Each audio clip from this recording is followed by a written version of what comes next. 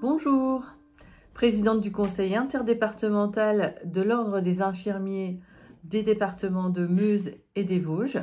Je suis Céline Pourchère-Lambollet, infirmière depuis plus de 20 ans et j'exerce actuellement à l'Éducation nationale en tant qu'infirmière conseillère technique responsable départementale.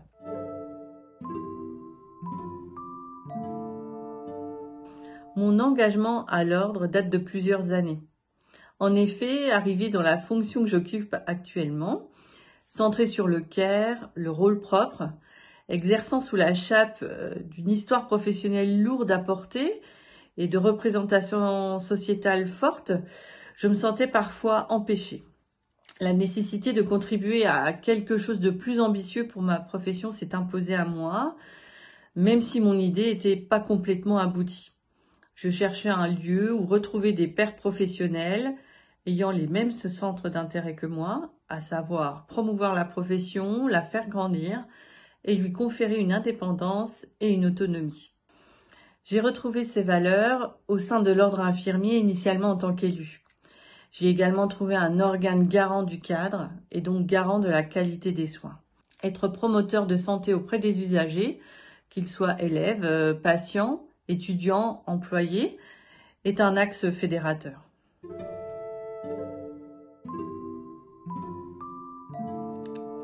J'ai ensuite occupé le poste de présidente dans lequel j'exerce encore.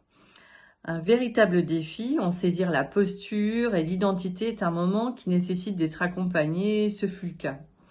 Il s'agissait alors dans cette fonction d'être garant de la déontologie, des bonnes pratiques du cadre auprès de nos consoeurs, confrères, mais également auprès des partenaires institutionnels et associatifs. C'est ce qui m'a motivée dans l'accession à cette fonction. C'est un réel engagement au quotidien qui concrètement se traduit dans divers rôles. Par exemple, en répondant aux sollicitations des professionnels qui attendent conseil et expertise dans le droit des contrats, les règles d'exercice, etc. En contribuant à la politique de santé qui se décline sur le département, en étant un interlocuteur des institutions comme la CPAM, l'ARS, mais également d'un point de vue administratif, en autorisant, par exemple, les exercices des infirmiers remplaçants, ou en cette période, l'exercice forain pour les infirmiers, leur permettant ainsi de réaliser les tests PCR. Bien entendu, j'anime mensuellement des réunions plénières qui réunissent l'ensemble des élus afin de débattre des sujets d'actualité, de valider les décisions. À la marge, je suis également en lien avec les acteurs du ministère de la Justice, autant que de besoin, notre instance ayant aussi une mission de régulation.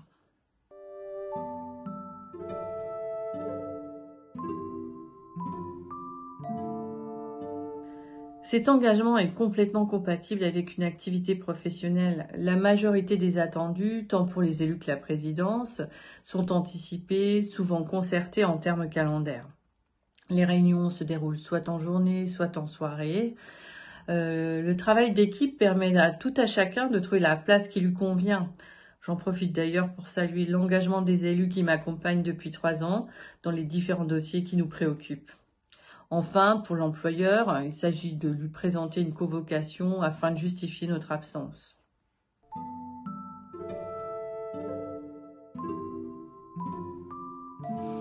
Je retiendrai de cette période, comme chacun d'entre nous, cette crise sanitaire qui nous a percutés, sans qu'on s'y attende, mais plus que ça, la solidarité qui s'est jouée entre nous, infirmiers, mais aussi entre nous et les salariés de l'ordre pour permettre de continuer à soigner, mais également continuer à assurer le backstage, l'invisible, qui a permis de poursuivre notre mission, celle de vous accompagner.